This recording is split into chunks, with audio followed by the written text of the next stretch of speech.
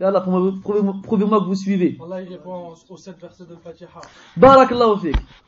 Donc, en plus j'ai aimé ta shaja'a, mashallah. Allah yazidik shaja'a wa quwwa, mashallah. Et then, oui, on a besoin de shaja'a, on veut des gens qui ont de l'audace. Les musulmans, ils doivent avoir l'audace parce qu'ils ont Allah tabaraka avec eux. Pourquoi ils devraient avoir peur? Des fois, je suis dans les RER comme ça et je vois un bonhomme, il se lève avec un accordéon, il fait de l'accordéon. Dans les RER. Je l'observe comme ça. Pourquoi il fait ça, lui, pour ramasser des pièces? Ou bien des billets, un petit peu d'argent? Je dis, subhanallah. Je fais, est-ce que moi, je parle de moi, je me parle à moi-même, j'aurais l'audace de me lever comme ça dans le wagon et dire, Ayyuhan nas, qulu la ilaha illallah tuflihu.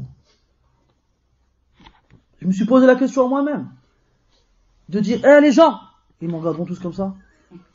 Dites la ilaha illallah, vous gagnerez. Est-ce que quelqu'un l'a déjà fait ça? Je sais pas pour vous, moi je l'ai pas fait. Alors que lui, il s'est levé avec son accordéon comme ça. Et en plus, il est énervant. T'es comme ça en train de lire, ou bien d'écouter du Coran, ou bien un dars, ou bien un mourim, tu regardes le paysage, et il met le cordon dans les oreilles. Tiens, je te donne une pièce, arrête-toi. Al-Muhim, on veut de l'audace, on veut du courage. Le musulman doit être shuja', doit être courageux. Al-Nabi sallallahu alayhi wa sallam, il allait dans les marchés. Hein? Il disait aux gens, il leur courait après, Ya yuhannas, qulu la ilaha illallah tuflihu. Lui, son ham, c'était que les gens y croient, il voulait que les gens y croient. Et quand les gens y croyaient pas, il était triste. Et Allah, comme dans le Coran, il a repris là-dessus. لَعَلَّكَ بَاخِعٌ نَفْسَكَ أَلَّا يَكُونُوا مُؤْمِنِينَ فَلَا تَذْهَبْ نَفْسُكَ عَلَيْهِمْ حَسَرَاتٍ فإن استطعت أن تبتغي نفقا في الأرض أو سلما في السماء فتأتيهم بآية ولو شاء الله لجمعهم على الهدى فلتكونن من الجاهلين. وعليكم السلام.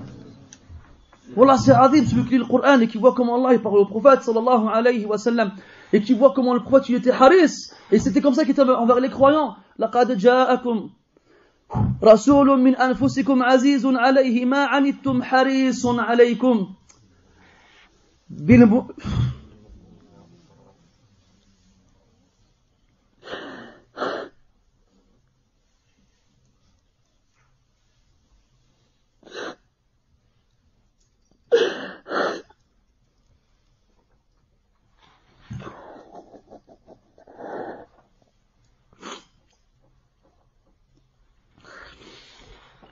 حريص عليكم بالمؤمنين رؤوف رحيم.